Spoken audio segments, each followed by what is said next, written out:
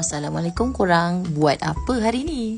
Kak Aiza ni last minute plan nak pergi hiking. Memandangkan dah berbulan-bulan tak pergi hiking, kenalah cari trek yang santai-santai je.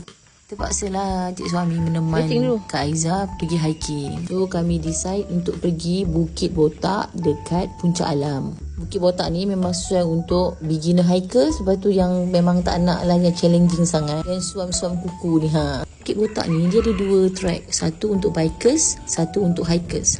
Kak Aiza ikut yang bikers punya. Jadinya tak adalah struggle sangat. Kak Aiza ambil masa 30 minit nak sampai ke puncak. Yang ini belum puncak lagi.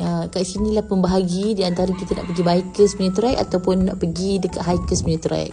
Walaupun track santai-santai, tak mencabar, berpeluh juga ya. Setengah jam tu nak naik ke atas tu tetap juga berpeluh. Dah umur sebegini, Kak Aiza memang akan pilih track-track yang santai je. Tak adalah esok nak pergi kerja kaki tangan semuanya sakit. Belah pagi-pagi memang ramai hikers kat sini. Kami pukul 10 baru nak manjat. Memang tak ramai je lah yang tinggal. Masa ni aku tengah tunggu laki aku. Dia rehat kejap sebentar. Tu dia dah sampai dah. Jom kita teruskan perjalanan. Santai-santai je. Dah tahu-tahu dia sampai dekat puncak Bukit Botak.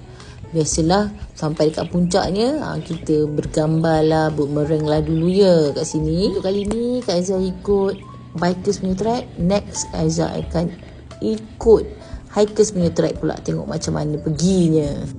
Lepas tu next Kak Aiza sambung sikit je lagi laluan ke atas tu. Tengok ni laluan batu-batu ke atas tu. Kemudian dah sampai situ je. Dah sampai penghujung sini. Lepas tu Kak Aiza pun patah balik. Pun ambil masa about tak sampailah setengah jam untuk Kak Aiza turun bawah balik semula. So lah aktiviti hari cuti. Buat like-like je, janji kita berpeluh.